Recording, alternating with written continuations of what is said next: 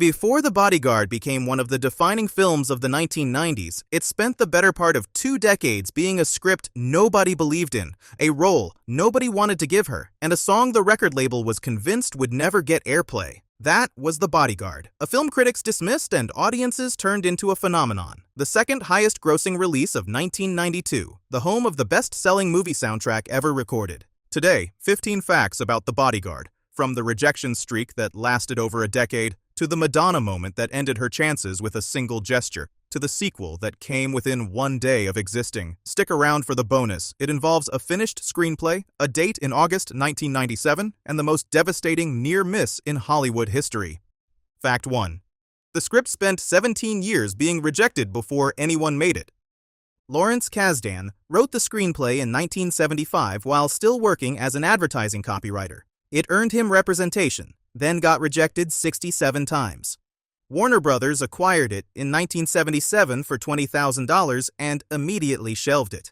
For over a decade, it sat untouched while Kasdan went on to write Raiders of the Lost Ark and direct Body Heat, becoming one of Hollywood's most respected writer-directors. It took Kevin Costner reading it during downtime on another production in 1985, and then waiting until after Dances with Wolves made him a superstar, before the film moved forward. The screenplay Warner Brothers shelved in 1977 became one of the highest-grossing films of the following decade.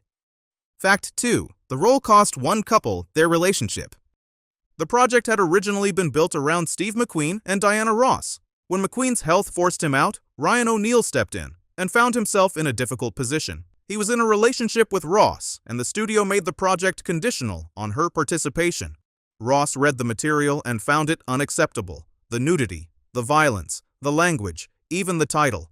In August 1979, she withdrew. O'Neal ended the relationship shortly afterward, attributing her departure from the project as a direct cause. The film returned to development for another decade. When it finally reached screens, Ross watched Houston deliver the performance in the role she had turned down. Fact 3. The studio pushed for Julia Roberts. Costner pushed back harder. When Costner committed to Houston for Rachel Marin, the studio suggested safer alternatives, Michelle Pfeiffer and Julia Roberts among them. Some executives went further, raising Houston's race explicitly, suggesting the central relationship would generate commercial resistance. Costner told CBS Sunday Morning he hadn't seen it as a risk at all. He delayed production by a full year to accommodate Houston's touring commitments. The studio considered this unreasonable. The film made $411 million. The decision they had argued against was the one the film depended on. Fact 4. The most celebrated vocalist of her generation cried on set doubting herself. Houston had sold millions of albums, won multiple Grammys, and performed for presidents. None of it translated into confidence on a film set. She told Rolling Stone in 1993 that her plan had been to start with small roles and work up gradually. She nearly withdrew on multiple occasions. According to Costner's eulogy at her funeral in 2012, she cried on set questioning whether she was good enough. Director Mick Jackson described the difficulty, taking someone who had mastered one discipline and asking her to begin again as a complete beginner in another.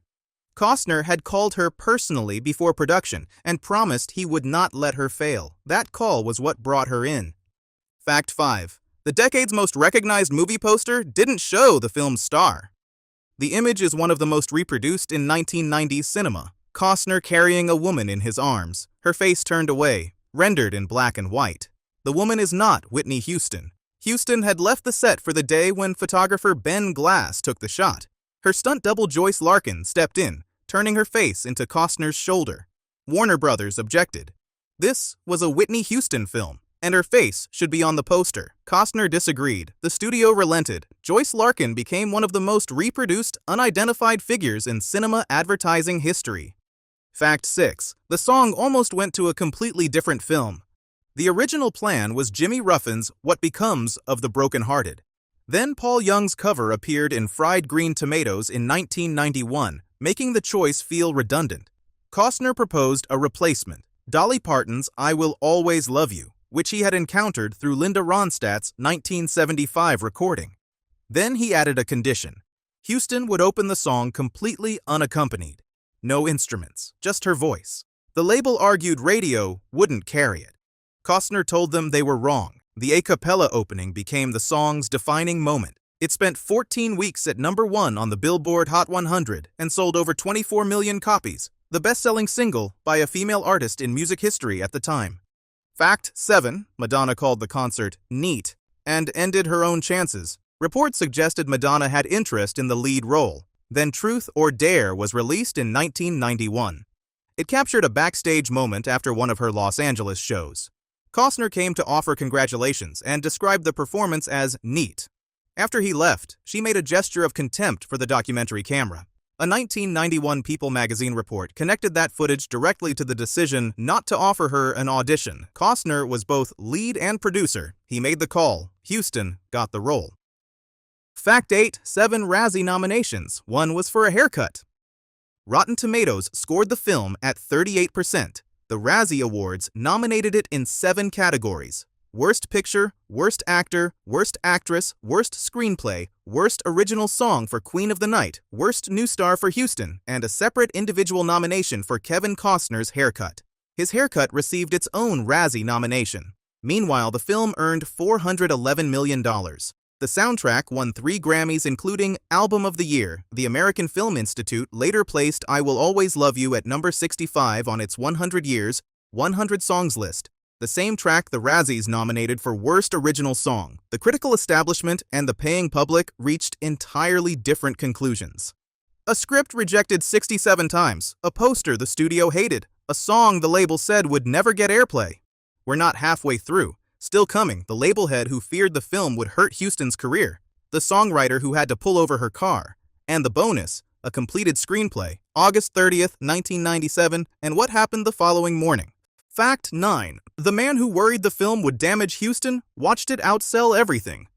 Clive Davis, head of Arista Records, was nervous about The Bodyguard from the start. He couldn't understand why a Whitney Houston character would need a bodyguard and worried the project would reflect poorly on her career. The soundtrack debuted at number 2 on the Billboard 200, climbed to number 1, and stayed there for 20 non-consecutive weeks. In its 6th week, it sold over 1 million copies in a single 7-day period, making Houston the first artist to accomplish that since Nielsen SoundScan began tracking sales. According to Guinness World Records, the album has sold over 44 million copies globally. The best-selling film soundtrack ever recorded by a margin Saturday Night Fever falls roughly 15 million copies short of. Fact 10. Dolly Parton had to pull over her car. Dolly Parton wrote I Will Always Love You in 1973 as a farewell to her business partner Porter Wagoner. When the request to license it arrived, she agreed and essentially forgot about it. Then one day she was driving through Nashville when Houston's version came through the radio for the first time. She pulled the car over. On the Graham Norton show, she described sitting there as Houston transformed her gentle country ballad into something that would define a generation. Forbes estimated the recording generated at least $10 million in royalties for Parton, money she invested in an office complex in a black neighborhood in Nashville. A song written to say goodbye generated a legacy its author had not anticipated. Fact 11. Rachel Marin's house had appeared in The Godfather. The exterior of Rachel Marin's estate was filmed at 1011 North Beverly Drive in Beverly Hills. The Beverly House, built in 1926, approximately 50,000 square feet, 28 bedrooms, and 38 bathrooms. William Randolph Hearst and Marion Davies had lived there. JFK and Jackie used it during part of their 1953 honeymoon. It is also the same property used for Jack Woltz's estate in The Godfather, the producer who finds a horse's head in his bed. The interior sequences were filmed at the Greystone Mansion at 905 Loma Vista Drive nearby. Apparently, one historically significant Beverly Hills estate was insufficient. Fact 12. The promise he made on set was the same one he kept at her funeral. Before Houston agreed to participate, Costner negotiated directly with her. He limited her on-set support to her close friend Robin Crawford and described himself as her imaginary bodyguard. The director hadn't wanted Houston. The studio hadn't wanted Houston. Costner overruled both and staked his reputation on an untested actress. He told her specifically, I will not let you fall. I will help you. At her funeral in 2012, he returned to that same commitment, noting that when she sang the film's central song, she would always be with him in it, and he had always kept his promise to her. Fact 13. What do you do when Hollywood tells you to take your clothes off? Diana Ross had withdrawn from the original project, partly over nudity in the script. When Houston joined over a decade later, her position in a 1992 Vanity Fair interview was direct. The relevant content had already been removed, but she wanted her stance on record. Further adjustments followed, implied intimate scenes eliminated, the physical nature of her character's relationship with Costner's modified to her preferences. Every request was granted. Ross had walked away from the same role over the same concern. Houston stayed, got every boundary she asked for, and made a film that earned $411 million. Fact 14. CNN wanted 2 minutes. He gave them 17. Houston died on February 11, 2012. CNN broadcast the memorial live and communicated to speakers that time was a consideration. Costner told CBS News the network could run their commercials while he was speaking. The eulogy ran 17 minutes. He described her tears on set and told the mourners, "You weren't just pretty. You were as beautiful as a woman could be. Whitney, if you could hear me now, I would tell you, you weren't just good enough. You were great." He had spent months watching her doubt herself. When it came time to say goodbye, no broadcast schedule was going to determine how long that took. Fact 15. The film critics dismissed became the standard everything else is measured against. More than 30 years later, the poster is immediately recognizable. The soundtrack remains the commercial benchmark for film music. The song has accumulated more cover versions than almost any other composition of its era. The script, rejected 67 times, earned the studio $411 million. The actress they argued against became the reason the film worked. The Razzie voters nominated a haircut. The AFI put the film's central song in its top 100. These two assessments have aged very differently. And now the bonus I've been saving for last. This one ends on a date. Following the film's success, Costner began developing a sequel with Diana, Princess of Wales, in mind for the central role. She was among the most recognized individuals in the world. He contacted her. She agreed to participate. The screenplay moved forward. The completed first draft was delivered on August 30th, 1997.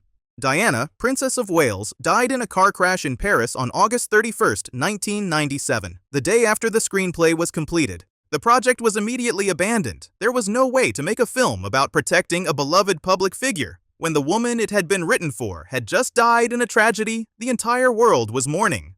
The screenplay existed for one day, then it became something that could never be made. A story about keeping someone safe, written for someone the world had just failed to protect.